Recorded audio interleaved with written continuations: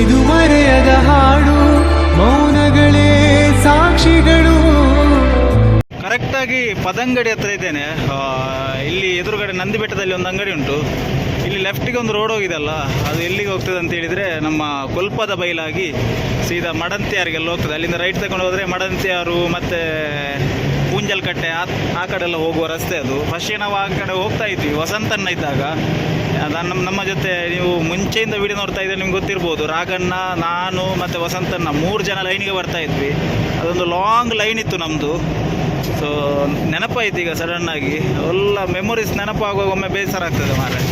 ಯಾಕಂತೇಳಿದರೆ ಇಷ್ಟು ವರ್ಷ ಎಲ್ಲ ಒಟ್ಟಿಗೆ ಇದ್ದು, ವರ್ಷ ಅಂತ ಹೇಳಿ ಅಲ್ಲ, ವಸಂತನ ಇದ್ದದ್ದೊಂದು ಶಾರ್ಟ್ ಪೀರಿಯಡ್ ಅಂತ ಹೇಳಬೇಕು. ಎಷ್ಟಂತಿದ್ರೆ ಒಂದು 5-6 ತಿಂಗಳಿದ್ರೇನೋ. ಆ ಗ್ಯಾಪಲ್ಲಿ ನಾವೊಂದು ಜಾಲಿ ಮಾಡಿದ್ವಿ. ಅದನ್ನೆಲ್ಲ ಈಗ ನೆನೆಸುವಾಗ ಸಡನ್ನಾಗಿ ಒಮ್ಮೆ ಬೇಸರ ಆಗ್ತದೆ. ಬನ್ನಿ, ಈಗ ಕರೆಕ್ಟಾಗಿ ನಂದಿ ಬೆಟ್ಟದಲ್ಲಿದೆ ನೋಡಿ.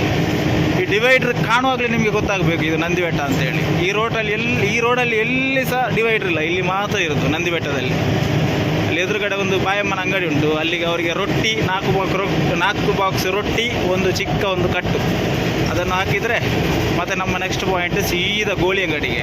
ಕರೆಕ್ಟಾಗಿ ನಂದಿ ಬೆಟ್ಟ ಗರ್ಡಾಡಿ ಹತ್ರ ಬಂದು ಗಾಡಿ ಸೈಡಿಗೆ ಹಾಕಿದ್ದಾನೆ. ಇಲ್ಲಿ ಅವರಿಗೆ ಐಟಮ್ ಹಾಕ್ಲಿಕ್ಕಿರೋದು ಅವರ ಅಂಗಡಿ. ಅವ್ರಿಗೊಂದು 4 ಬಾಕ್ಸ್ ರೊಟ್ಟಿ ಮತ್ತು ಅದೊಂದು ಕಟ್ಟು, ಚಿಕ್ಕ ಕಟ್ಟು. ಅವ್ರ ಹೈಯೆಸ್ಟ್ ನಮ್ಮ ಕೈಯಿಂದ ಇದು ರೊಟ್ಟಿ. ಅವ್ರಿಗೆ ಎಷ್ಟು ರೊಟ್ಟಿ ಇದ್ರೂ ಸಾಕಾಗೋದಿಲ್ಲ, ಕಟ್ಟಾಗಿ ಹೋಗಿ.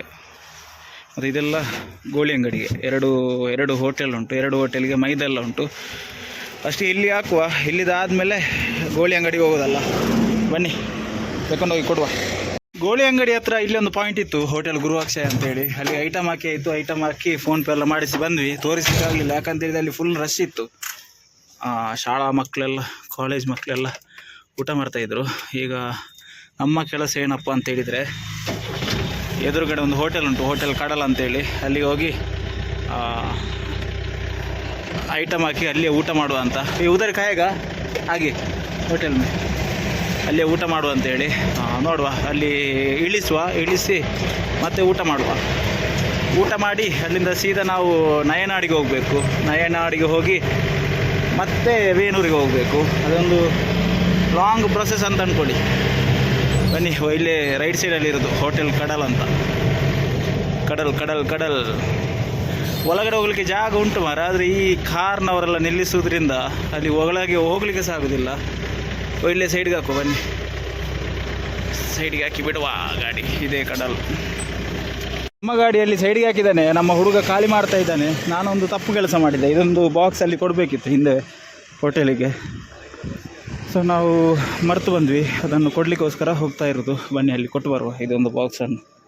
ಎಲ್ಲದಕ್ಕೂ ಒಂದು ಮದ್ದು ಉಂಟು. ಮರವಿನ ಕಾಯಿಲೆಗೆ ಒಂದು ಮದ್ದು ಇದ್ದರೆ ನನಗೊಂದು ಸಜೆಸ್ಟ್ ಮಾಡಿ ಮಾರೆ. ಗೊತ್ತೇ ಆಗೋದಿಲ್ಲ, ಎಷ್ಟೇ ತಲೆಯಲ್ಲಿ ಇಟ್ಕೊಂಡ್ರು ಅದು ಮರೆತು ಹೋಗೋದಲ್ಲ, ಪ್ರೆಷರಲ್ಲಿ ಮಂಡೆ ಬಿಸಿಯಲ್ಲಿ ಹಾಳಾಗೋದು ಅಂತ ಗೊತ್ತಿಲ್ಲ. ಬನ್ನಿ, ಅಲ್ಲಿ ಹೋಗಿ ಹೋಟೆಲ್ ಗುರುವಾಕ್ಷಯ ಅಂತ ಅಲ್ಲಿ ನಡ್ಕೊಂಡು ಬಂದೆ. ಎಲ್ಲಿ ನಡ್ಕೊಂಡು ಬಂದೆ ನೋಡಿ, ಹಿಂದೆ ಉಂಟು ಗಾಡಿ, ಆ ಮೂಲೆಯಲ್ಲಿ ಉಂಟು. ನಾವು ಹೋಗ್ತಾ ಇರೋದು ಈ ಮೂಲೆಗೆ.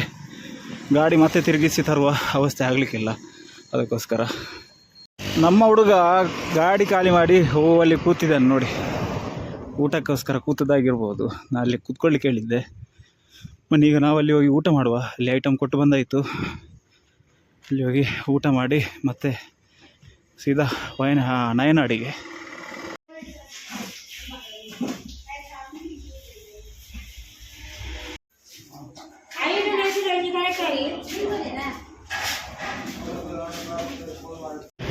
ಫೈನಲಿ ಊಟ ಎಲ್ಲ ಮಾಡಿ ಈಗ ಗೋಳಿ ಅಂಗಡಿ ಬಿಡ್ತಾ ಇರೋದು. ಈಗ ಇಲ್ಲಿಂದ ಲೆಫ್ಟ್ ತಗೊಂಡು ಸೀದಾ ಹೋಗಬೇಕು. ಎಲ್ಲಿಗೆಪ್ಪ ಅಂತ ಇದ್ದರೆ ನಯನಾಡಿಗೆ. ಗೊತ್ತಿರ್ಬೋದು, ಈ ರೋಡು ವೇಣೂರಿಗೆ ಸೇರ್ತದೆ. ಬಟ್ ಹೇಳಿದ್ದೇನೆ, ವಿಷಯ ಎಲ್ಲ ಹೇಳಿದ್ದೇನೆ. 1-2 ಅಂಗಡಿಗೋಸ್ಕರ ಸುತ್ತಾಡಿಕೊಂಡು ಹೋಗೋದಂತೆಲ್ಲ ಹೇಳಿದ್ದೇನೆ. ಬನ್ನಿ, ಅದನ್ನು ಮತ್ತೆ ಹೇಳೋದು ಬೇಡ. ಇಲ್ಲಿಂದ ಬಿಟ್ಟರೆ ಸೀದಾ ನಯನಾಡು. ಎಲ್ಲಿ ಸಹ ಸ್ಟಾಪ್ ಇಲ್ಲ. ಇಲ್ಲದ್ರೆ ಅಲ್ಲಿ ಎದುರುಗಡೆ ಒಂದು ಅಂಗಡಿ ಇರ್ತಿತ್ತು ಮಾರೆ. ಅವರಿವತ್ತು ಐಟಮ್ ಬೇಡ ಅಂತೆ, ಆರ್ಡ್ರ್ ಕೊಡಲಿಲ್ಲ. ಇಲ್ಲಿ ಒಂದು ಟರ್ನ್ ಉಂಟು. ಸೊ ಇದೆಷ್ಟು ಡೇಂಜರ್ ಅಂತ ಹೇಳಿದರೆ, ನಮ್ಮ ಹುಡುಗ ಜುನೈದ್ ಬಾಯಿ ಸಹ ಇಲ್ಲಿಯೇ ಇರೋದು, ಅವರ ಊರಿದು. ಸೊ ಇಲ್ಲಿ ಎಷ್ಟೋ ಆಕ್ಸಿಡೆಂಟ್ ಆಗಿದೆ ಅಂತೆ. ಅವರು ಹೇಳುವಾಗ ಭಯ ಆಗ್ತದೆ. ಇದು ಅದೇ ಥರ ಉಂಟು ನೋಡಿ, ಗೊತ್ತಾಗೋದಿಲ್ಲ. ಆ ಕಡೆ ಈ ಕಡೆ ಎಲ್ಲ ಇದು ಮುಚ್ಚಿದ, ಈ ಗಿಡಗಳೆಲ್ಲ ಮುಚ್ಚಿದೆ. ಆ ಕಡೆ ಎದುರುಗಡೆಯಿಂದ ಬರುವ ಗಾಡಿ ಆ ಕಡೆಯವರಿಗೆ ಸಹ ಕಾಣೋದಿಲ್ಲ, ಈ ಕಡೆಯವರಿಗೆ ಸಹ ಕಾಣೋದಿಲ್ಲ. ಅದೊಂದು ದೊಡ್ಡ ಉಪದ್ರ.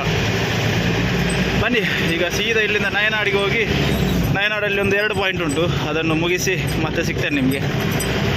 ಕರೆಕ್ಟಾಗಿ ನಯನಾಡು ಜಂಕ್ಷನಲ್ಲಿದ್ದೇನೆ. ಏರಿ ಏಕೆ ಕಟ್ಟ ವೈಟ್ ವಾಲ ಹಾಂ और ये रवा है ना प्लास्टिक में ಇದು ಇವರಿಗೆ ಚಕ್ಕುಲಿ ಮಾಡ್ತಾರೆ ಇವರು.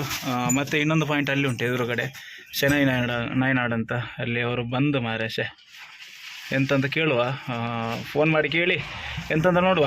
ಈಗ ಇಲ್ಲಿಂದ ಸೀದಾ ಹೊರಡಬೇಕು, ಬಂದ ದಾರಿಯಲ್ಲಿ ಹೋಗಬೇಕು. ಇಲ್ಲೆಲ್ಲ ತೋರಿಸಿದೆ ನಿಮಗೆ, ಸೊ ಹಾಗಾಗಿ ಇಲ್ಲಿ ವೀಡಿಯೋ ಮಾಡಲಿಕ್ಕೆ ಹೋಗೋದಿಲ್ಲ ಎಂಥದ್ದು. ಇದೇ ಬಂದ ದಾರಿಯಲ್ಲಿ ಸೀದಾ ತಿರುಗಿಸ್ಕೊಂಡು ಹೋಗಬೇಕು ವೇಣೂರು ಕಡೆಗೆ. ಇನ್ನೊಂದು ವಿಷಯ ಏನಪ್ಪ ಅಂತ ಹೇಳಿದ್ರೆ ಎಂಥದ್ದು ಹೇಳಲಿಕ್ಕಿತ್ತು ಮಾರೆ ಮರ್ತೋಯ್ತು. ಎಂಥದಪ್ಪ ನೆನಪು ಬಂದಾಗ ಹೇಳ್ತಾನೆ ಆಯಿತು. ನನಗೆ ಇದೆ ಎಂತಾದ್ರೂ ಒಂದು ಹೇಳಬೇಕಂತ ಅಂದ್ಕೊಳ್ತೇನೆ, ಮರ್ತೋಗ್ತದೆ. ಸೊ ಬನ್ನಿ ಅಲ್ಲಿ ಎಂತ ಅಂತ ಕೇಳುವ. ಫಸ್ಟಿಗೆ ಮ್ಯಾನೇಜರ್ಗೆ ಫೋನ್ ಮಾಡುವ. ಒಂದು ವಿಷಯ, ಈಗ ಮ್ಯಾನೇಜರ್ಗೆ ಫೋನ್ ಮಾಡಿ ಹೇಳಿದೆ, ಅವರು ಬಂದು ಅಲ್ಲಿ ಬಂದ್ ಮಾಡಿ ಹೋಗಿದ್ದಾರೆ.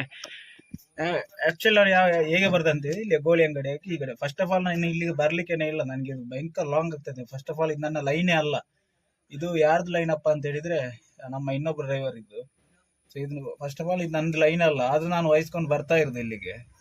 ಸೊ ಈಗ ಮ್ಯಾನೇಜರ್ಗೆ ಫೋನ್ ಮಾಡಿ ಹೇಳ್ತೇನೆ, ನೀವು ಬರುವಾಗ ಬರಬೇಕಿತ್ತು, ಹೀಗೆ ಯಾಕೆ ಹೋದ ಅಂತೇಳಿ. ಫಸ್ಟ್ ಆಫ್ ಆಲ್ ನಾನು ಇಲ್ಲಿ ಲೈನ್ ಮಾಡೋದು ನಾನು, ಡ್ರೈವರ್ ನಾನು ಗೋಳಿ ಅಂಗಡಿಯಿಂದ ನೀವು ಬ್ಲಾಗಲ್ಲಿ ನೋಡಿರ್ಬೋದು, ಪ್ರತಿದಿನ ಬರೋದು ಶನಿವಾರ ಬರೋದು ಹೀಗೆ ಗೋಳಿ ಅಂಗಡಿಯಾಗಿ ಅಲ್ಲಿಂದ ಮೇಲೆಗೆ ಬಂದು ಈ ಕಡೆಯಿಂದ ಬಂದು ಈ ಕಡೆ ಹೋಗೋದು. ಸೊ ಹಾಗೆ ಮಾಡ್ತಾ ಇದ್ವಿ.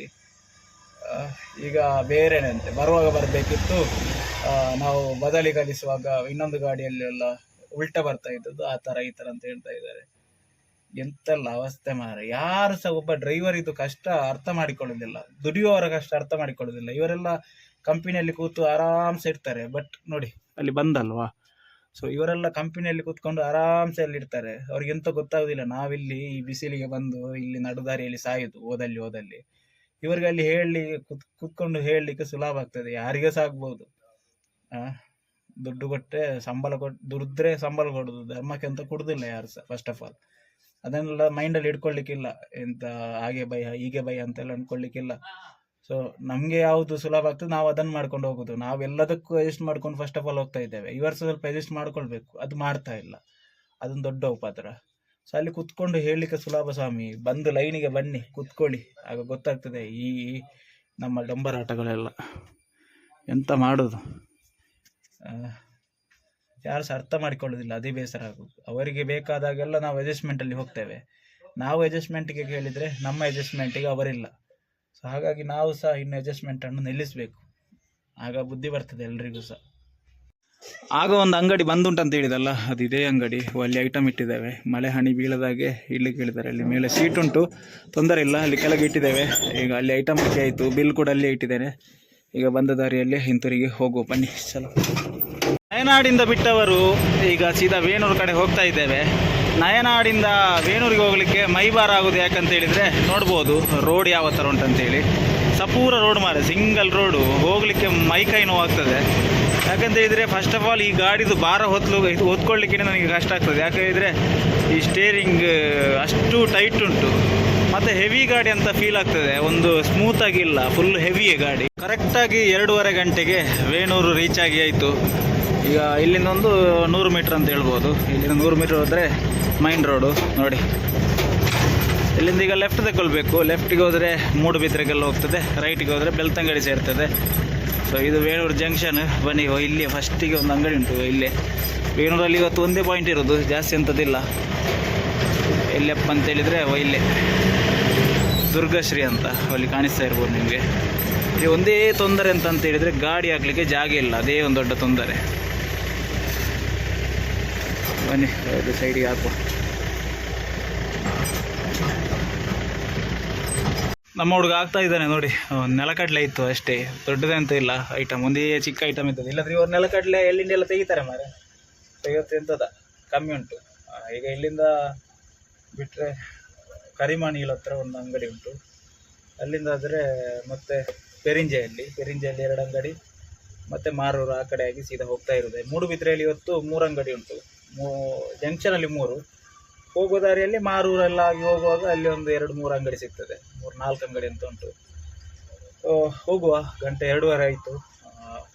ಮಾಮೂಲಿ ಎಷ್ಟು ಇಲ್ಲಿ ಯಾವತ್ತು ನೋಡಿದ್ರೆ 2:30ಗೆ ರೀಚ್ ಆಗ್ತೇವೆ ನಾವು. ಬಟ್ ಇವತ್ತು ಬೇಗ ರೀಚ್ ಆಗ್ತಿದ್ವಿ, 2 ಗಂಟೆಗೆ ರೀಚ್ ಆಗ್ತಿದ್ವಿ. ಬಟ್ ನಮ್ಮಲ್ಲಿ ಗಾಡಿ ಒಂದು ಹಾಳಾಯ್ತಲ್ಲ, ಸೊ ಬ್ರೇಕ್ ಇದ್ದೊಂದು ವಿಷಯ ಆಯ್ತಲ್ಲ, ಅದಕ್ಕೋಸ್ಕರ ಸ್ವಲ್ಪ ಲೇಟ್ ಆಯಿತು.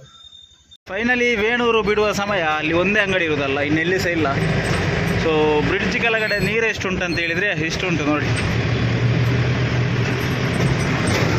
ಈ ಮಳೆಗಾಲದಲ್ಲಿ ಇಷ್ಟೆಲ್ಲ ನೀರಿದ್ರೆ ಎಲ್ಲಿಗೆ ಸಾಕು ಮಾರೆ. ಇಲ್ಲದಿದ್ದರೆ ಇಲ್ಲಿ ಜಂಕ್ಷನಿಂದ ಒಳಗಡೆ ಹೋಗಿ ಒಳಗೆಲ್ಲ ಇರ್ತದೆ ಐಟಮ್ ಹಾಕ್ಲಿಕ್ಕೆ. ಇವತ್ತು ಎಲ್ಲಿ ಸಹ ಇಲ್ಲ, ಸೀದಾ ಹೋಗುದೆ. ಇಲ್ಲದಿದ್ದರೆ ಇದ್ರ ಒಳಗಡೆ ಹೋಗ್ಲಿಕ್ಕೆ ಇರ್ತದೆ ನೋಡಿ. ಇದರ ಒಳಗಡೆ ಎಲ್ಲ 1, 2, 3 ಅಂಗಡಿ ಉಂಟು. ಬಟ್ ಯಾರಿಗೆ ಸಹ ಆರ್ಡ್ರ್ ಇಲ್ಲ. ಇಲ್ಲಿಂದ ಒಂದು 4 ಕಿಲೋಮೀಟ್ರ್ ಎದುರು ಹೋದರೆ ಕರಿಮಣಿಲು ಅಂತ ಒಂದು ಊರು ಸಿಗ್ತದೆ. ಅಲ್ಲಿಗೆ ಹೋಗಿ ಸ್ವಲ್ಪ ಐಟಮ್ ಉಂಟು, ಅವರಿಗೆ ಕೊಟ್ಟು ಮತ್ತೆ ನಮ್ಮ ಪಯಣ ಮುಂದೆ ಮುಂದೆ ಮುಂದೆ ಮುಂದೆ ಮುಂದೆ ಮುಂದುವರಿಸುವ. ಕರೆಕ್ಟಾಗಿ ಕರಿಮಣಿಲು ಹತ್ರ ಬಂದು ರೀಚ್ ಆಗಿ ಆಯಿತು. ಇಲ್ಲಿ ಶ್ರೀ ಗಣೇಶ್ ಜನರಲ್ ಸ್ಟೋರ್ ಅಂತೇಳಿ, ಅಲ್ಲಿ ಐಟಮ್ ಹಾಕ್ಲಿಕ್ಕೆ ಉಂಟು. ಇಲ್ಲಿ ಸೈಡಿಗೆ ಹಾಕುವ ಗಾಡಿ. ಅವ್ರಿಗೆ ಜಾಸ್ತಿ ಐಟಮ್ ಉಂಟು ಮಾರೆ, ಎಂತೆಲ್ಲ ನೋಡುವ. ಬಿಲ್ಲು ನೋಡಿ ಐಟಮ್ ಜಾಸ್ತಿ ಉಂಟಂತ ಅಂದ್ಕೊಂಡೆ, ಬಟ್ ಬಿಲ್ಲು ಜಾಸ್ತಿ ಆಗಿರೋದು ಒಂದು ಬಾಕ್ಸ್ ಸನ್ಫ್ಲವರಿಂದ ಹೇಳಿ ಕಟ್ಟು ಸಿಕ್ಕದು ನೋಡಿ. ಇಷ್ಟೇ ಚಿಕ್ಕ ಕಟ್ಟು, ಏಕ್ ಸನ್ಫ್ಲವರ್ ಅದಕ್ಕೆ ಉಂಟು ಮಾರೆ. 1000 ಎಷ್ಟು ಉಂಟು, 1500 ಎಷ್ಟು ಉಂಟು ಅದಕ್ಕೆ. ಇದೆರಡು ಕಟ್ಟು ಬಿಟ್ಟರೆ ಮತ್ತು ನಮ್ಮ ಇಲ್ಲೇ ಉಂಟು ಇನ್ನೊಂದು ಉಂಟು ಮಾರೆ, ಜೈನ್ ಅಂತ ಹೇಳಿ. ಅದು ಇಲ್ಲಿ ಇಟ್ಟಿದ್ದೆ, ಇಲ್ಲಿ ಉಂಟು ನೋಡಿ. ಇದನ್ನು ಸಹ ತಗೊಳ್ಳಿ. ಏನಾಗಿ ಇದೊಂದು ಅಲ್ಲಿ ಹೋಟೆಲ್ ಜೈನ್ ಅಂತ, ಪದ್ಮಾವತಿ ಜೈನ್ ಅಂತ ಎದುರುಗಡೆ ಒಂದು ಉಂಟು. ಅದಾದಮೇಲೆ ಇದೇ ಸಾಯಿ ಕೃಪಕ್ಕೆ ಅದು, ಮತ್ತು ಪ್ರದೀಪ್ ಅಂತ ಉಂಟು ಅದಲ್ಲಿಗೆ.